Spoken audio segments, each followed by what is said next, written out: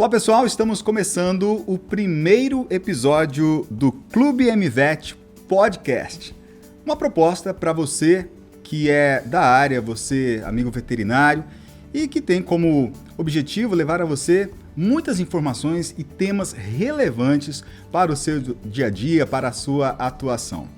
E para esse nosso primeiro episódio, a gente tem o prazer de receber aqui o Ives Miceli de Carvalho, que é médico veterinário e diretor da YMVET Consulting, e ele tem, claro, uma bagagem muito preciosa. Eu queria até começar esse bate-papo falando um pouquinho da sua trajetória, mas em primeiro lugar, bem-vindo aqui ao nosso podcast. Muito bom, agradeço imensamente a Matsuda por essa oportunidade para a gente conversar, agradeço, Ale, por esse convite, e para mim é uma honra estar aqui fazendo esse bate-papo com você hoje sobre esse tema, né? Sobre um tema importante da nutrição pet. E você perguntou a respeito da minha trajetória, né? Acho que é importante, tem muita gente que já te conhece, muita gente que não te conhece, mas acho importante falar um pouquinho dessa trajetória até aqui, né? Ok, então eu sou médico veterinário, apaixonado por bicho, como todo médico veterinário, né? Sim. Me tornei no decorrer da carreira professor universitário também, de graduação e pós-graduação, e minha especialidade é nutrição, né? Nutrição e alimentação animal, que eu concluí a partir do mestrado na Universidade de São Paulo, no campus de Pirassununga, São Paulo. E trabalhei muitos anos em empresa do segmento, né? Praticamente meu primeiro emprego foi numa multinacional da área de pet food, que é uma marca muito conhecida no mercado brasileiro e fora, né? Que é a Royal Canin, e lá permaneci por 16 anos como diretor técnico, e depois saí para uma carreira solo, de 2010 para hoje, onde eu criei essa YMVET Consulting. E por isso nós estamos hoje aqui nesse bate-papo, né? Falando um pouco sobre a nutrição de pets, nutrição de cães e gatos, que é a minha especialidade. Nesse decorrer também, então eu fui para a academia, me tornei professor universitário da disciplina de nutrição animal, com foco em alimentação e nutrição de cães e gatos. Leciono outras disciplinas também, mas hoje praticamente eu leciono somente na pós-graduação, né? Também fiz parte do Conselho Regional de Medicina Veterinária do Estado de São Paulo, no ano de 2012 a 2015, como conselheiro.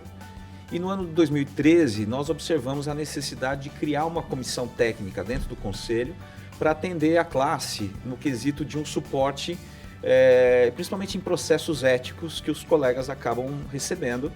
E aí a gente tinha ali uma responsabilidade grande, né, de dar um parecer, e dependendo do parecer, se tinha algum foco na base de nutrição, quem que seria o responsável por essa chancela? Realmente procede ou não? Então, na época, nós fizemos sugestão ao presidente do Conselho de São Paulo, que na época era o Dr. Francisco Cavalcante, que hoje ele está como presidente do Conselho Federal.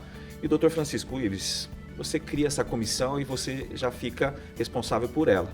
Então, desde 2014, eu estou como presidente da comissão do Conselho de São Paulo. Isso facilitou muito os trabalhos das demais comissões, né? Dando apoio, criando projetos para levar a conhecimento da classe aqui no estado de São Paulo. Então, isso assim, a gente se sente muito feliz com esse desenvolvimento do mercado, e aí sim, chegando aí em produtos, qualitativamente falando, de excelência no mercado, e a gente acompanhando. Bom, e para esse nosso primeiro bate-papo, pessoal, o nosso tema é conceito ótimo de nutrição. Na verdade, a gente já tem aqui pelo menos aí 12 episódios saindo do forno, né? Com temas bem específicos, e hoje a gente vai falar sobre esse conceito. Eu acho que a pergunta, de repente, mais óbvia, né? Mais simples para esse nosso bate-papo é: o que seria esse conceito ótimo de nutrição? Quando a gente fala em conceito, parece que fica uma coisa teórica, né? Você está colocando algo teórico que não praticável. Muito abstrato, né? Isso. Então, quando a gente coloca um conceito, o que a gente imagina de um alimento? Primeiro, a gente tem que analisar qual espécie que nós estamos analisando, né? Que é muita confusão. E hoje, com a humanização dos animais de estimação, nós temos que tomar um cuidado maior. Porque eu gostar de um alimento, gostar de um ingrediente, achar que para mim aquele ingrediente faz bem, eu não posso transferir isso para o animal. Então, antes de eu fazer isso, eu tenho que tentar conhecer a essência dessa espécie. Então é isso que nós fazemos, né? O nosso trabalho como nutricionista é analisar uma determinada espécie e saber como que nós temos a elaboração de uma dieta que seja compatível para ele, que traga benefícios, que traga bem-estar, sem prejudicar a qualidade de vida, né? Porque às vezes eu quero alguma coisa semelhante ao que eu ingiro e não é compatível para ele, né? Aí eu vou levar prejuízo para o organismo dele ao invés de levar benefício. Então essa é a nossa responsabilidade. E né? em casa isso acontece de repente com o proprietário mesmo, né? O dono do cãozinho, do gatinho, que fala, bom, eu vou dar de repente esse pedacinho de carne porque ele gosta, Sim. né? Mas aí, será que faz bem para ele, né? Nem tudo que ele gosta vai fazer bem. Vai fazer bem. Agora, vocês que são técnicos já têm o conhecimento profundo do que realmente é bom para aquela espécie, né? Sim. O que nós temos que pensar é que o animal, principalmente um animal domesticado, um animal que está numa residência, ele não pode ser um centro de pesquisa. Eu não posso cada dia ficar testando alguma coisa para ele. Boa. Ou seja, eu tenho que ter uma base e tenho que criar uma rotina na dieta. Eu não posso cada dia ficar mudando, dando uma coisa diferente, como nós humanos recebemos. Né? Hoje eu estou com vontade de carne, amanhã eu quero um peixe, depois da manhã eu quero uma feijoada. Ou seja, nós temos essa possibilidade e essas opções. Para eles, tem tutores que acabam levando por esse lado. E aí, ao invés de trazer benefícios para a saúde, acaba prejudicando a saúde. Por quê? Eles precisam de uma rotina, eles precisam de uma dieta que tenha um equilíbrio, que tenha a questão não só quantitativa de nutrientes, mas qualitativa, que traga um reforço para a saúde. Aí alguém pode perguntar assim, de repente, poxa, mas durante séculos a gente conviveu com os cães ou os gatos em casa sem que houvesse um alimento completo, como a gente tem hoje, por exemplo. Mas aí algumas perguntas são importantes, né? O quanto vivia esse cãozinho, né?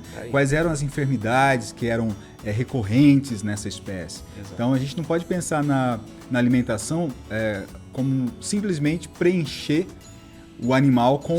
Saciar, né? Exato. Vai muito além disso. Vai muito além, né? Então a nutrição hoje ela é colocada como em fatores essenciais para a vida, né? Bem-estar, trazendo equilíbrio, ou seja, ela tem um fator importantíssimo. Sem puxar sardinha para o meu lado, né? Eu coloco que a nutrição é a principal medicina. Né? Então a gente já tem uma frase lá de trás que é: o seu alimento vai ser o seu principal medicamento. Ou seja, o que você ingere vai ser a sua qualidade de vida. Eu acho que já me dá gancho aqui para a minha segunda pergunta, que era justamente, acho que dentro desse tema aí, nutrição preventiva. Opa. Vamos falar disso? Vamos. Então hoje a gente tem no mercado uma série de produtos, né, tanto em quantidade e qualidade. Eu acho que são mais de 1.500 marcas hoje no mercado brasileiro. E quantas categorias nós temos? Né? Nós temos alimentos premium, super premium, econômico, standard, alimento úmido, alimento seco, alimento semi-úmido, temos os snacks, ou seja, uma infinidade. Aí eu chego lá no ponto de venda, o que eu vou escolher? Como é que eu escolho isso? Né? Então esse é um ponto, né, da nossa análise. Então, para determinar essa questão qualitativa de um determinado produto e tudo mais, eu tenho que ter esse conhecimento. Eu tenho que entender se esse alimento é compatível ou não com a espécie que eu vou fornecer e o que ele pode trazer de benefício, né? Mas eu peço para você voltar na pergunta para a gente reforçar. Eu queria que a gente falasse um pouquinho sobre esse conceito de nutrição preventiva. O que seria isso na prática? Isso. Quando eu conheço uma espécie animal, e se eu vou mais a fundo, se essa espécie tem uma raça, eu vou mais a fundo, eu estudo essa raça. Vamos dar um exemplo? Eu tenho um cão da raça Border Collie. O que é a aptidão do Border Collie? É um cão de trabalho, é um cão de pastoreio, é um cão ativo, é um cão que tem um gasto de energia diferenciado em relação a outras raças, porque ele tem uma alta atividade metabólica. O que eu posso trazer na nutrição para ele para prevenir esse gasto a mais que ele apresenta? Então eu começo a analisar as fontes de energia, alguns ingredientes que nós chamamos de funcionais, porque ele tem uma aptidão de trabalho. Ele vai gastar mais a articulação, ele vai gastar mais a frequência cardiorrespiratória. Então eu começo a analisar por esse parâmetro. Então aí eu entro num ponto que nós denominamos de nutrição clínica. A nutrição clínica vem nesse acompanhamento da necessidade do indivíduo, não no quesito terapêutico, mas preventivo. inicialmente. Ah, mas esse animal ele adoeceu, eu posso trabalhar uma nutrição clínica? Sim, mas aí já é um trabalho terapêutico, diferente, né? Sim. Então, mas a gente vai nessa analogia, né? Então, quando eu quero fazer uma nutrição preventiva, eu tenho que conhecer aquela espécie e trabalhar ingredientes para a composição de um determinado alimento, onde ele tenha nutrientes que são essenciais para a espécie e ao mesmo tempo serão compatíveis para aquela prevenção. Digamos, bom, não sei se está dentro do tema, mas vou dar um exemplo aqui, aí você me diz se está dentro ou não. Tá. Seria o caso, por exemplo, de uma pessoa que procura um nutricionista e diz o seguinte, olha, preciso de uma dieta adequada para mim. Aí o nutricionista, claro, vai falar, como que é a sua rotina? Perfeito. Eu trabalho no computador, sentado, não sei o quê. No segundo caso, senta uma pessoa lá e diz, eu sou um atleta de alto rendimento. Não, então eu nado tantos quilômetros por dia, corro tantos quilômetros e ando de bike tantos quilômetros todo santo dia. Sim. São duas realidades completamente distintas. Então eu preciso de uma dieta focada, por exemplo, no gasto calórico, energético desse atleta, Perfeito. por exemplo. O que eu tenho de dispêndio energético no meu organismo por 24 horas? Será que o que eu estou recebendo naquela dieta é suficiente para repor a minha base nutricional e ainda ter algo mais como prevenção da minha saúde para não adoecer? Né? Você falou bem esse comparativo entre não vou dizer um sedentário, mas com baixa atividade física e o outro com alta atividade física. Se nós compararmos um atleta que pratica uma prova de 100 metros rasos, um atleta que é um maratonista, será que eles recebem o mesmo perfil de dieta? Aí, bom, já estreita um pouco mais, porque a gente está falando de dois atletas. Dois atletas. Né? Só que com atividades distintas. Então, sim. O que acontece? Se a gente trouxer isso para o cão, eu tenho um cão de trabalho e eu tenho um cão sedentário, que hoje vive dentro de um apartamento, caminha pouquíssimo, né? E isso vai muito do perfil do dono também, né? Não só do perfil, mas do tempo que o dono tem para despender para esse animal durante um período do dia, né? Então, quando a gente trabalha nesse sentido da prevenção, eu tenho que saber que aquele cão que está dentro do apartamento, se ele for castrado, ele tem uma alta possibilidade de se tornar um animal obeso. E a obesidade vai trazer outras doenças secundárias, né? Então, eu vou pensar naquele cão que pode se tornar obeso, que está num ambiente confinado, com baixa atividade física, eu não posso oferecer a mesma dieta para aquele cão que está no quintal, em atividade por conta dele, ou que ele sai para fazer um passeio com o dono diariamente até 1 hora de atividade, um exemplo. Né? Então, assim, aqui eu vou prevenir um caso de obesidade com a dieta. Ou seja, vou dar um alimento light, vou dar um alimento com baixa caloria, reduzida em relação à manutenção. E esse outro que está no ambiente livre, que corre, brinca, tem mais espaço para se locomover, para gastar mais energia, eu posso dar uma dieta somente de manutenção para ele. Mas esse cão, além de ele ficar no espaço livre, eu levo ele para praticar um esporte comigo também. Eu vou andar de bike e levo ele comigo para passear. Ou seja, eu tenho que analisar quanto de atividade física ele tem. Então esse aqui, ele é sedentário? Sim. Quanto de atividade ele tem por dia? Menos que 1 hora, menos que 30 minutos por dia e tal. Então esses parâmetros são importantíssimos para a gente poder avaliar clinicamente uma prevenção para ele. Né? Então esse aqui pode se tornar obeso e esse aqui pode perder peso. E pode perder saúde porque ele está gastando mais do que ele está repondo. Né? Então nós temos situações extremas. Então os alimentos hoje, eles trabalham de modo preventivo, sabendo quando eu for orientar o proprietário ao que ele vai utilizar, ao que ele vai oferecer para o animal, eu tenho já uma base disso de cálculo que vem aqui na rotulagem. Né? Aquela tabelinha que vem na quantidade diária, ela é orientativa. Então aqui eu vou pegar como uma orientação. Um animal adulto, cão, até 1 hora de atividade por dia, ele precisa de 200 gramas para um animal de 15 quilos. Um exemplo. 20 quilos, um animal precisa de 200 gramas por dia de alimentação. Um exemplo. Pode ser que esses 200 gramas supra a necessidade dele por 24 horas. Pode ser que esteja faltando. É ele que vai trazer para a gente essa informação. Só que o nosso olhar, a nossa rotina sendo criada, a gente consegue ter parâmetros sobre isso. Não dá nem muito mais, nem muito menos, ou seja, a gente consegue manter uma rotina, né? Por isso que eu comentei, eles precisam de rotina, diferente de nós, que a gente tem uma alimentação variada, né? Então, essa alimentação de modo rotineiro, muitos podem criticar, falar, mas ele tem que comer todo dia a mesma coisa, sempre o mesmo alimento e tudo mais. Quando que eu mudo isso? Se ele mudar de fase de vida, se ele se tornar um animal idoso, se ele é uma fêmea que vai gestar, que vai entrar para uma gestação, se ela está lactante, né, que está amamentando uma ninhada. Então, tudo isso são parâmetros que, para nós profissionais, nós temos que analisar e informar o proprietário. E aí eu consigo fazer uma prevenção, né? Porque senão eu vou para o extremo. Eu passo a oferecer uma quantidade que não é correta, com um alimento que tem uma energia que não está adequada, e aí eu vou chegar nesse aqui, eu vou dar um sobrepeso nele. Esse aqui vai emagrecer muito, né? Então, por isso que a gente tem que ter essa análise global, mas depois afinando, né, afunilando diretamente para o indivíduo. Agora, vamos falar sobre nutrientes essenciais. Basicamente, quando a gente fala sobre esses nutrientes essenciais, o que são eles? Se a gente pegar a essência, né? Eu estou pensando aqui num cão. De onde ele vem? Né? Quantos ele é um mil carnívoro, anos, né? que veio da natureza, foi domesticado. Exato, ou seja, ele tem um acompanhamento junto do humano de milhões para trás, né? E a gente tem aí uma sinergia entre as espécies. Um ajudava o outro. O cão ajudava os humanos a caçar, eles se alimentavam juntos e tudo mais. Então, qual que é a essência de um cão? Ele vem lá de uma ordem de carnívoros, né? E nesse processo evolutivo ele foi se adequando com o ambiente. Ele passou a ser um carnívoro com base na alimentação humana também, ele se tornou um onívoro. Ó, inclusive, pessoal, tem um filme bem legal que é Alpha. Você assistiu esse filme? Assisti. E que mostra, basicamente, ali é meio que...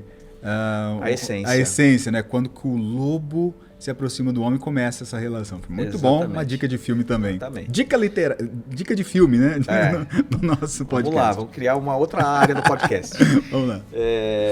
Então, Ale, é importante isso, a gente saber a essência, né? E essa questão do nutriente essencial, ele vem dali. Eu tenho que conhecer a espécie e saber quais são os nutrientes que são essenciais para aquela espécie.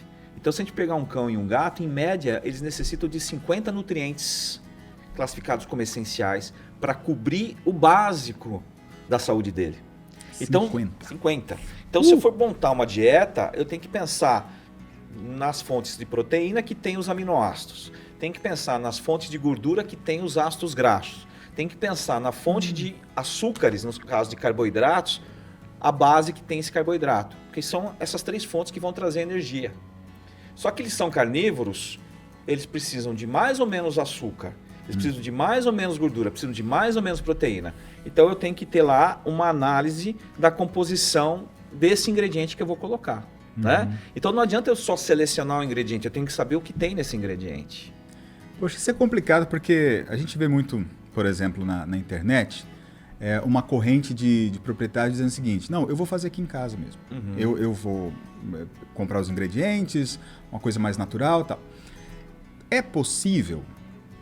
Possível, pode até ser, mas quando você fala e você comenta desse grau de complexidade de você conhecer esses nutrientes, Exato. Conhecer as características da espécie e conseguir um mix de todos esses ingredientes, todos esses nutrientes para entregar para o animal o que ele realmente precisa, aí fica muito complicado fazer isso. Exato. Então é assim, mais uma vez, a gente não pode usar o nosso animal de estimação como um laboratório. Como um laboratório. Né? Não posso ficar testando, hoje eu vou dar isso aqui para ele comer. Ele gostou, não gostou, mas eu vou mudar, então vou mudar outra coisa. A gente está prejudicando a saúde deles. Né? Então, dependendo da faixa etária, a gente pode prejudicar para o resto da vida, se ficar com essa brincadeira, vamos dizer assim. Com total respeito. A gente sabe que tem hoje os proprietários que tem ali, gostam de comprar o ingrediente, manufaturar a dieta em casa, se sentem mais seguros fazendo isso, porque sabem onde comprou aquela matéria-prima, ele mesmo vai fazer a mistura na residência. Só que assim, como que eu chego numa base de fórmula que eu consigo, além de sustentar, garantir essa saciedade, eu vou garantir uma saúde equilibrada? Né? Esse é o ponto. Saciedade preenchimento da cavidade estomacal é diferente de nutrição. Perfeito. É diferente. O que nós tínhamos há 50 anos? Uma alimentação. Saciedade. Tá cheio, não quer mais comer, Isso. tá saciado. Algumas regiões aqui mesmo no Brasil, o que se dava para o animal? Dava pescoço de frango, arroz, uma polenta, dependendo da região, né? Somente as questões culturais, né? Não menosprezando isso, porque é o que se tinha na época, né? Mas a nutrição é uma ciência que a gente evolui diariamente. Eu posso estar conversando com você agora, já estão descobrindo lá um novo ingrediente que vai facilitar alguma coisa, vai beneficiar alguma coisa, né? É por isso que é interessante a gente trabalhar com nutrição, porque cada dia ela está movimentando, né? Então, assim, quanto de energia tem nessa dieta aqui que o animal adulto precisa para passar 24 horas? Então, eu preciso elaborar uma dieta que vai garantir essas 24 horas, mas se eu garantir só essas 24 horas, será que ele não pode começar a ter um prejuízo na saúde? Se ele tiver uma atividade física igual aquele cão que nós mencionamos aqui, alta atividade, será que essa energia que está aqui para aquele outro cão que está dentro do apartamento, ela não está sendo excedente e vai começar a causar prejuízo porque ele não está gastando? Então assim, e como que numa dieta elaborada na residência eu consigo colocar tanta energia dentro dela? Eu não consigo, porque eu vou ter que colocar gordura, vou ter que colocar óleo, vou ter que colocar um monte de coisa que ela vai saturar, não vai ter espaço para isso homogeneizar. O animal não vai conseguir comer. Então, só para dar um exemplo, para um gato adulto, em manutenção, ele precisa em torno de 4.000 quilocalorias por dia para manter o organismo dele sadio. Manutenção. Tá. Um cão adulto sadio precisa em torno de 3.600 a 3.800 quilocalorias de manutenção. Se eu mexer nessa atividade física, eu já vou ter que movimentar isso. Como que eu coloco numa panela em casa essa quantidade em caloria? Eu não consigo chegar. Eu vou criar uma sopa gordurosa para ele não vai conseguir ingerir. Então assim, a gente não fecha a fórmula, tá? Então assim, por maior boa intenção que o dono tem de fazer uma dieta em casa e conseguir fazer algo de qualidade para o animal, a questão técnica, ela foge, ela não acerta. Entendeu? Bom, então para partir aqui para o final do nosso podcast, eu acho que a pergunta-chave aqui é como é possível chegar a esse alimento que atenda a esse conceito de nutrição ótima? Ok. Eu acho que é o complexo, né? Na nossa visão técnica é o complexo. Uma nutrição ótima, ela vem do quê? Do conhecimento das espécies, tentando analisar o que são os nutrientes que são específicos para essas espécies e o quanto que ele necessita para aquele período que ele está na vida. É um filhote? Quanto de nutriente daquele perfil ele precisa? Né? E qual a questão qualitativa que ele precisa? Ele passou para adulto? Ele passou para idade mais avançada? Ele chegou na senilidade? Ele apresentou alguma doença? Ou seja, para cada estágio de vida e saúde que ele apresenta, uma dieta elaborada para isso. Né? Então não posso sair dando tiro achando que uma dieta única cobre tudo. Não cobre. Né? Eu tenho que analisar o meu paciente, analisar exatamente como ele se encontra naquele momento. Né? Porque eu tenho aqui uma dieta industrializada que ela é compatível com um perfil que foi analisado. De repente eu preciso mudar. Né? Eu não tenho como vir aqui numa dieta pronta, industrializada, tirar um nutriente ou acrescentar outro. Ela já está pronta. Aí talvez eu tenha que fazer uma transição dele para uma outra dieta que tenha outros parâmetros, outras necessidades, né? Então assim, quando a gente fala um alimento essencial, né? Um alimento completo, equilibrado, balanceado, isso foi analisado, tem um conhecimento por detrás, né? Que nós chegamos numa elaboração coerente com aquela necessidade. E mais uma coisa, não existe um ingrediente mais importante do que outro. Se eu pegar aqui e for analisar o rótulo, nós temos lá uma série de ingredientes. Você me pergunta, mas a fonte de proteína ela é mais importante do que a fonte de gordura? Não. Todos são importantes. Eu tenho que pensar que eu montei aqui um quebra-cabeça. Isso aqui é como se fosse um puzzle, né? Um quebra-cabeça. Se eu tirar uma pecinha aqui, eu vou falhar. Então eu tenho que pegar uma base de proteína animal com uma base de proteína vegetal, uma gordura animal com uma gordura vegetal, Ou seja, eu faço uma combinação de ingredientes para fechar isso aqui. Se faltar um, ele é importante, ele pode ser importante. Aí o animal pode entrar em deficiência daquele único ingrediente ou nutriente. Porque, não sei se tem a ver com isso que você está falando, mas tem aquela relação do antagonismo e sinergismo, né? Ou seja, que de repente a presença de um nutriente vai favorecer a atuação de outros. Perfeito. E a ausência de um nutriente vai criar o antagonismo, vai prejudicar a ação, a absorção e a utilização de outros. É isso mesmo. Então, até muito estudo hoje na nutrição humana, que é essa sinergia entre medicamento e nutrição. Então, nós temos que tomar esse cuidado, porque se a pessoa estiver fazendo um tratamento e ela recebe um alimento que tem lá um determinado nutriente, pode competir e em vez de trazer benefício, traz prejuízo. E para o animal a mesma coisa, né? O que nós temos que pensar, eu vou elaborar uma dieta para um cão e para um gato, eu tenho que conhecer a espécie, eu tenho que conhecer quais são os nutrientes essenciais para essa espécie, e aí sim eu consigo fechar.